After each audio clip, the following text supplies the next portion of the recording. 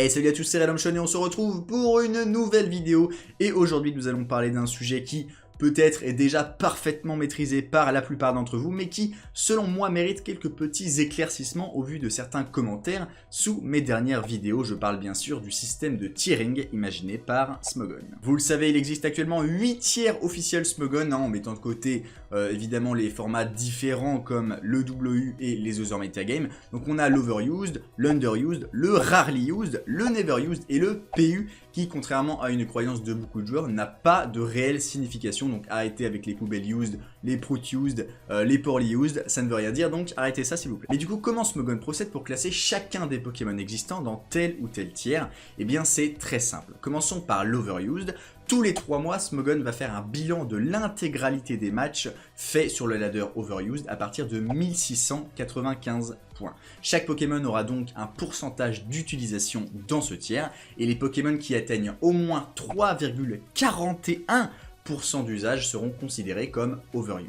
Pour schématiser tout ça, c'est comme si vous aviez une chance sur 2 de tomber au moins une fois sur ce Pokémon en faisant 20 matchs dans le tiers. Donc évidemment, tous les Pokémon qui n'atteignent pas le pourcentage donné plus tôt seront considérés comme underused ou moins. Bon, maintenant que la partie un petit peu technique a été expliquée, il faut savoir que tout est géré de manière parfaitement identique dans les sous-tiers. C'est-à-dire que tous les 3 mois, Smogon fera également un bilan de tous les matchs en underused, rarely used, never used et PU, et qu'il faudra encore une fois 3,41% d'usage pour qu'un Pokémon puisse appartenir à un tiers. Par exemple, imaginez que Dracofeu soit joué avec 2% d'utilisation en overused. Il ne sera pas considéré comme OU. Ensuite, si en underused, il est également joué avec 2%, ça reste en dessous de 3,41, il ne sera pas non plus considéré comme UU. Donc, cette logique s'applique jusqu'à ce qu'il trouve le tiers dans lequel il a suffisamment d'usage pour lui appartenir. Donc Dracofeu, c'est un mauvais exemple parce qu'en réalité il est beaucoup plus joué en overuse que dans les sous-tiers, mais vous voyez un petit peu la logique qui s'applique sur tous les Pokémon du jeu et qui permet de classer l'intégralité des Pokémon dans leurs tiers respectifs. Ce qu'il faut retenir au final de tout ça, c'est que le metagame de chaque tiers change drastiquement tous les 3 mois, étant donné que c'est là où les tiers shifts se font, et c'est surtout que les usages varient fortement en fonction à chaque fois des tendances qui changent, des meilleures teams qui sont totalement différentes à chaque fois, et surtout des nouveaux sets imaginés par les joueurs. Il faut savoir aussi que parfois, lorsqu'un Pokémon descend d'un tiers à un autre car trop peu utilisé, il pourra être banni de ce nouveau tiers car trop puissant, donc il ne pourra plus jamais être joué dans son nouveau metagame, malgré le fait qu'il a un usage vraiment médiocre dans la cour supérieure. C'est ce qui a donné donc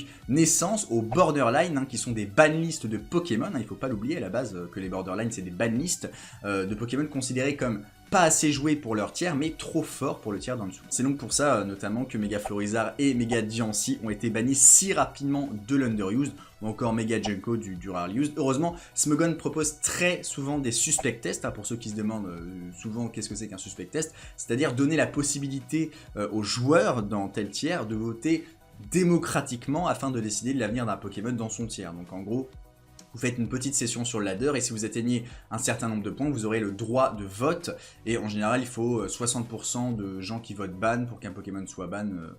En général, c'est ça, mais ça change en fonction de chaque suspect test. Avant de conclure cette vidéo, je voudrais juste faire un petit aparté sur le Uber, puisque c'est une exception, vous le savez, puisqu'il n'est pas basé sur l'usage, mais simplement une banlist de l'overused. Donc il n'était pas considéré comme un tiers officiel avant, mais il a été propulsé au rang d'officiel avec l'arrivée de l'Anything Goes, puisque évidemment une banlist ne peut pas avoir sa propre banlist. Coucou Mega Rayquaza. Voilà, je pense que j'ai fait le tour de tout ce que je pouvais expliquer à ce sujet. J'espère ne pas vous avoir trop perdu avec les chiffres, même si je sais que la plupart d'entre vous, vous étiez déjà au courant de ça.